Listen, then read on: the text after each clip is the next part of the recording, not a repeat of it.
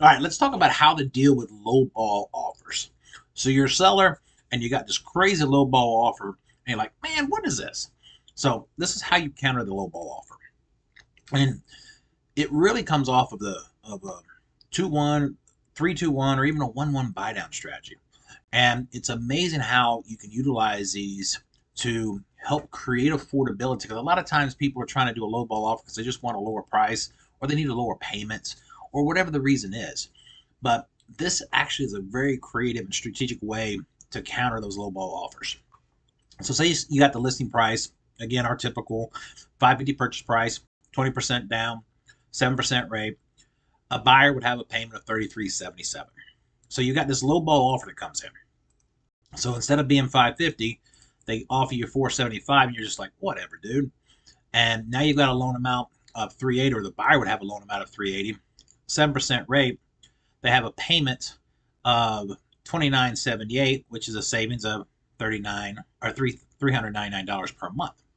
So if you counter that and say, we're going to counter you back at full price, and we're going to counter you back at full price, and we're going to put you here at the, actually, my fault.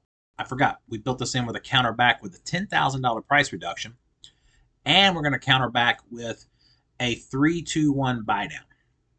So in this case, the seller is going to give up $16,678 to fund the 3-2-1 buy down. I'm doing this to be extreme in my scenario here. So we've cut the price by 540 or down to 540 from 550. You got a different loan amount of 432. Now the buyer has a start rate of 4%. 4%. Now their payment's $25.12.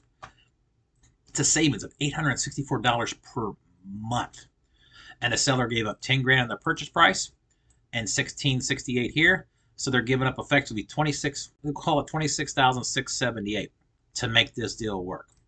The seller just did this buyer a huge favor and gave them a payment $864 cheaper, or actually $464 cheaper than their lowball offer right here.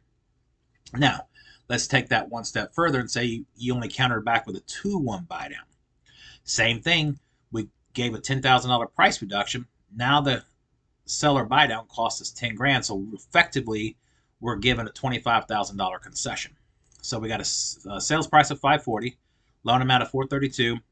Now with a 2-1 buy down, it's a 5% start rate. And if you're not familiar with the buy downs, there's a separate video about that. We'll hook some links, some resources here, and you can check that out if you don't understand how those actually work. But they're phenomenal. So now you've got a payment of $27.69 and a payment savings of $608. Still $200 more than the lowball offer. So it creates affordability, and it helps counter these lowball offers in a way that the buyers aren't expecting, and it's going to be very hard for them to turn away from a 4% or 5% rate and get these kind of payments. Now, obviously, this is a scenario where we're modeling out with approved credit and everything else. Each situation is going to vary slightly, but this is just for illustration purposes. But it works. It works, and it's amazing when you use it. So if you have any questions or you want to run through this, let me know. It's also great for listings that are about to expire. Maybe you didn't get any action on it, and now you need to turn around and create some activity on it. And if you advertise one of these buy downs and effectively advertise a 4 to 5% rate, think about how many people are going to start coming by. You're going to create foot traffic. You're going to create phone calls. You're going to create interest. You're creating affordability. And that's what these buy downs are all about. All right. If you have any questions, let me know. Have a great day.